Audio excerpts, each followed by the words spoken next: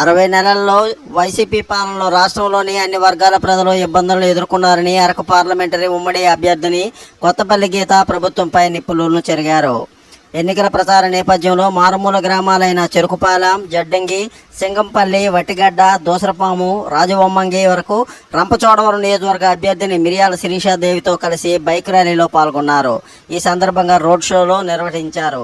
NDA కూటమి ప్రభుత్వం ఏర్పాటు ఖాయమని, ఈ ప్రభుత్వానికి ఓటు ద్వారా తగిన బుద్ధి చెప్పాలని ఓటర్లను గీత కోరారు. ర్యాలీలో కూటమి పార్టీల నేతలు, కార్యకర్తలు, పెద్ద ఎత్తున ప్రజలు ఆమెకు ఘన స్వాగతం పలికారు. ధనంజయ కుమార్, స్ఫూర్తి న్యూస్, విశాఖ.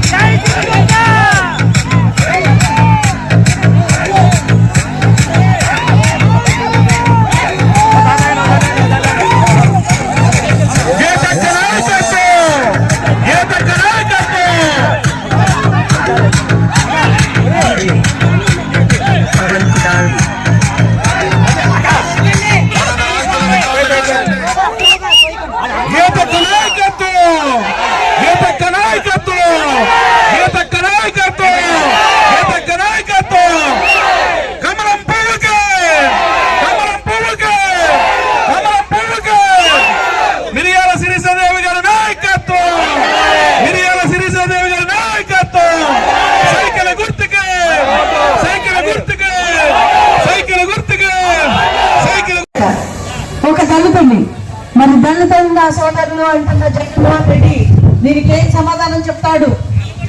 దళితులు జగన్మోహన్ రెడ్డికి సోదరులు అండి? మీరే చెప్పాలి, నాకు తెలియదు. ఎందుకంటే గిరిజనులు, దళితులు నా అక్క చెల్లెళ్ళు, నా అన్న తమ్ముళ్ళు అంటాడు. అంటే ఇప్పుడు చెల్లికి చేసి న్యాయమే మనకి చేస్తాడు, అంతేనా? చెల్లిని ఇంట్లో తరివేశాడు, సొంత చెల్లిని తరివేశాడు. ఇక మనం ఎంత లెక్క? ఏమీ లేదు. మళ్ళీ భయపెట్టి, ఇప్పటికీ భయపెట్టి బెదిరించి చేద్దామనుకుంటారు. ఆ ఆటలు సాగము. మనమందరం కూడా మనకి 4వ తారీఖుని దీపావళి వస్తుంది. దీపావళి సెలబ్రేట్ చేసుకుందామా? మీ అందరికీ మరోసారి ధన్యవాదాలు తెలియజేస్తున్నాను. పొద్దున్న నుంచి మీరందరూ మాతో ఉన్నారు. మీ అందరికీ కూడా మీ ఓపికకి, మీరందరూ చూపించిన ప్రేమకి మరొకసారి హృదయపూర్వక ధన్యవాదాలు తెలియజేస్తున్నాను. స్వాగతం లభించింది. ఎన్డీఏ కుటుంబ సభ్యులు, తెలుగుదేశం, బీజేపీ, జనసేన కార్యకర్తలందరికీ ఇక్కడ ఎంతో ఓపికతో చాలా సేపటి నుంచి నాతో పాటు ఉన్న మీ అందరికీ పేరు పేరున, మీడియా మిత్రులకు, ఇక్కడ వచ్చిన ప్రతి ఒక్కరికి కూడా పేరు పేరున నేను మీకు పాదాభివందనం చేస్తున్నాను.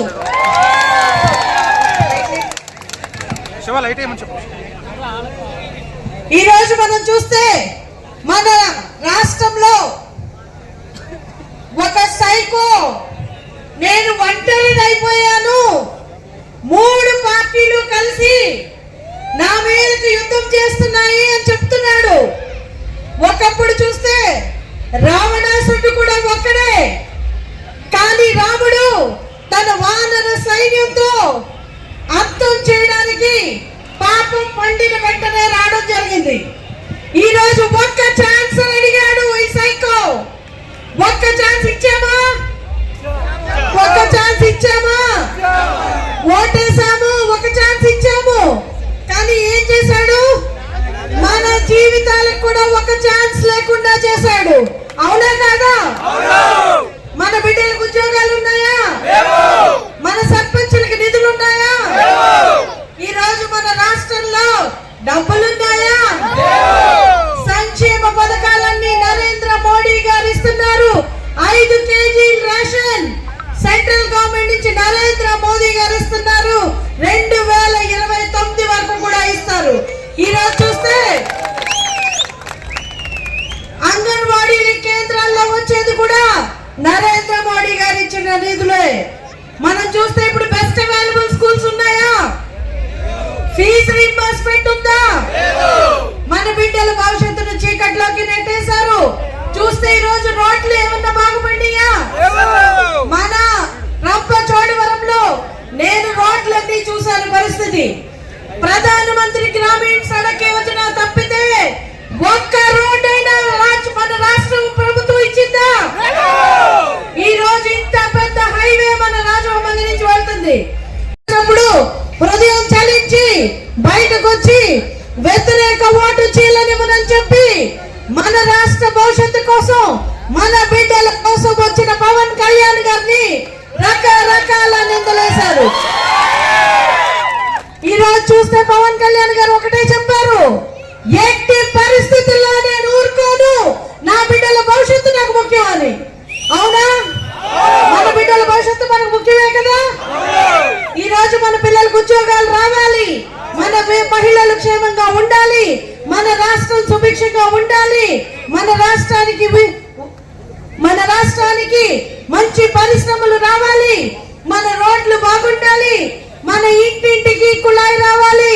నరేంద్ర మోదీ గారు సంకల్పించారు జల జీవన్ మిషన్ ద్వారా ప్రతి ఇంటికి మంచినీళ్ళు ఇవ్వాలని.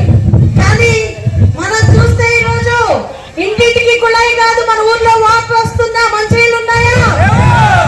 నేను గ్రామాల్లో తిరుగుతున్నాను, మంచినీళ్ళు లేవు. కనీసం మంచినీళ్ళు కూడా ఇవ్వని ప్రభుత్వం ఎందుకు అని నేను ప్రశ్నిస్తున్నాను. మన గిరిజనులకు ఏం చేసింది ప్రభుత్వం? ఏమన్నా చేసిందా? గిరిజనులు నా అక్క చెల్లెళ్ళు, నా అన్నదమ్ములు అంటారు, అలాంటిది ఏం చేసింది? 3,000 పెంచండి 4,000 పెంచుతున్నారు చంద్రబాబు నాయుడు గారు. ఈ రోజు ఎవరైతే నిరుద్యోగులు ఉన్నారో యువతకి నిరుద్యోగ ప్రతి 3,000 రూపాయలు ఇవ్వడానికి సిద్ధంగా ఉన్నారు. ఈ రోజు వాలంటీర్ వ్యవస్థ పెట్టాడు, 5,000 రూపాయలు ఇచ్చాడు. చివరికి ఈ రోజుల్లో సిటీల్లో పనిచేసే వాళ్ళకి ఇంట్లో పని చేయడానికి కూడా 15,000 రూపాయలు ఇస్తున్నారు. అవునా? అలాంటిది Please like, share, subscribe our channel.